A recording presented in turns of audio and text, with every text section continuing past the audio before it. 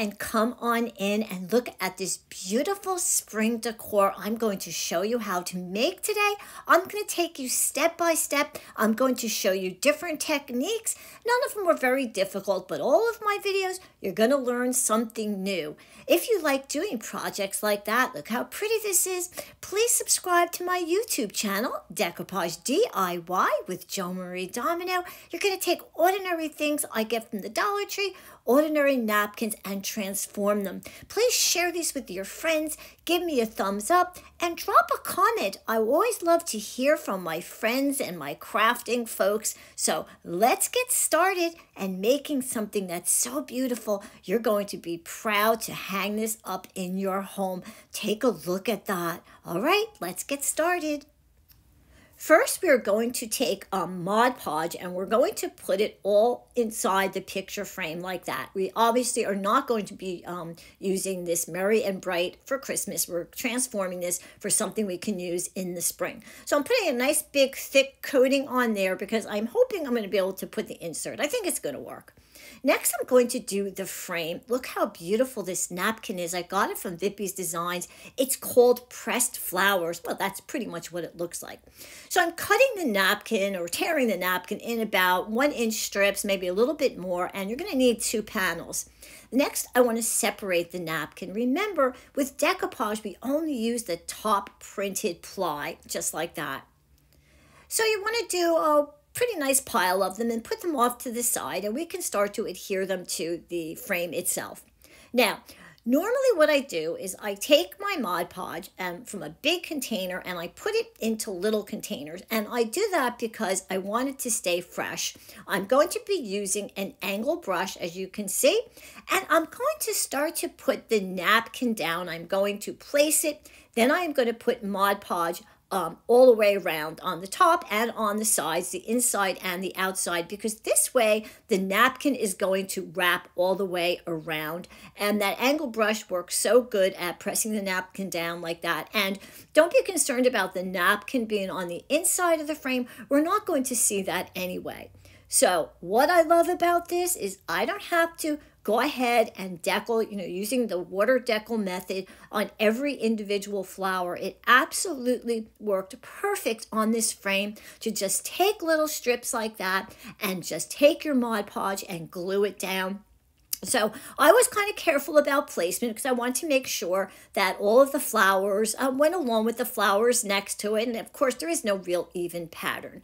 Just a reminder, I am working on wax paper, which is important. Look how pretty. And there's the ink. It's still drying. I mean, the glue is still drying. Okay, now I found that it was easier to take the Mod Podge and actually just kind of squirt it on there. It wasn't really necessary for me to use the little containers that I usually had. Just went even more quick. Imagine that. Look how quick that is. Between the flowers and the Mod Podge squirting on, you're going to get this done in no time. As you can see also, I did not paint the frame. I just left it the way it came, which was fine because it worked out really, really well. Look how quick that is. I love projects that go quick like this, yet have such a good wow to them. Okay, so we're going to take a look at that. I have one little more piece to get done there. That one fits beautiful. Love those blues and those rose colors. All right, let's take a look.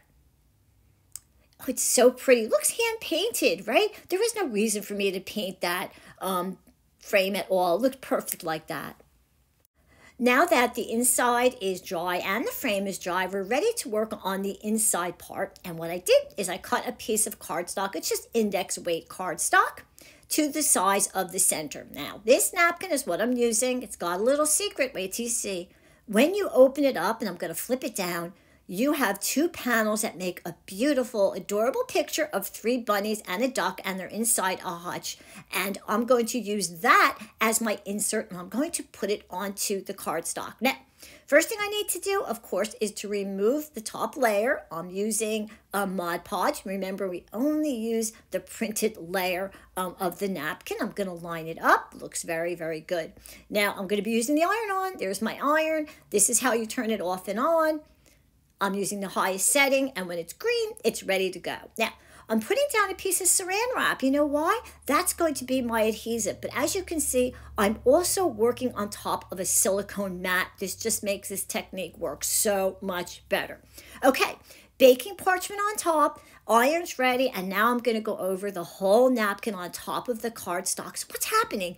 The saran wrap, plastic wrap, is melting and it becomes the adhesive, and that's why the napkin sticks to the cardstock. Okay, let's stop and take a look.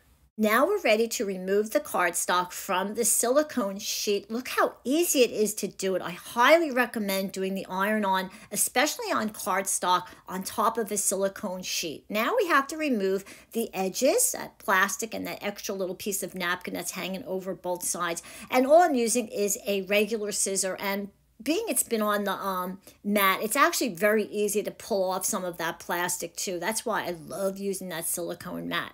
Okay, now we're ready to put it inside the frame. Now remember I put the Mod Podge in there? Well, guess why? I'm going to use the iron-on technique to get that card inside there with the bunnies and the little duck. So that's parchment, baking parchment paper, and I'm using my iron, my little craft iron, and I'm going over the whole picture. And you know what? That little insert is now in here, and that is not going to go anywhere. Look how nice that is. But you know what? As long as I got my iron out, why don't we just go over the frame too? It's very simple. I'm just going to put the baking parchment back down. I'm just going to run the iron all the way around. And there were a few little wrinkles in there. So this is going to basically take care of all of that. All right, I'm just about done with the frame now. I'm going to remove the baking parchment, and it's cooled off. Let's take a look. Wow, look how pretty that is. That's a Dollar Tree frame and a paper napkin, half of a paper napkin. Look how wonderful that came out. I really love it. Now, we do have this napkin, this extra napkin hanging off the edge, and I want to remove that. I'm using a nail file. I'm doing a downward stroke, and I'm cleaning up all those little pieces of napkin, and I'm going to have a nice clean edge. Very simple to do. Now, if you want, the next step would be to add a sealant. This is the sealant I like. I am not going to seal this. This is going to be hanging up. Nobody's going to be touching it. It's not necessary. Now, I found that I did need a little something between the frame and the picture of the bunnies and the duck. So I decided to go ahead and take my glue gun and put that all the way around. It just seems to frame out the pictures of the bunny a little bit better than just leaving the napkin and the frame as is. So I went across the top now, and I'm going to do the same thing there. And I'm also going to do down both sides as well. I don't wrap it all the way around. As you can see, I like to cut each piece. Just fits better for me. That's just the way I like to do it. I know some people like to go all the way around, but I would mess that up. All right, then lay down that last piece. And now just let it cool. I definitely like the rope separating the frame from the picture. It really looks good like that. Now I decided I wanted to add a little embellishment, just this messy bow with a little carrot I got from the Dollar Tree, and I did paint the carrot. I put it over there. I wasn't really sure. I moved it over there, but there was a lot of height with that one bunny, so I decided to do it where the little duck and the bunny that's laying down. I felt that it just needed a little more height on that side. That's just hot glue I put down. I'm just pressing it. Make sure it's going to stay there. I'm going to hold it up and show you. I love that. I love that the yellow brings out some of the duck. All right, now we're going to talk about how you hang it. This is some part sometimes I miss. Okay, well, you can use the rope. I always forget to include this because I never know how I'm going to do it.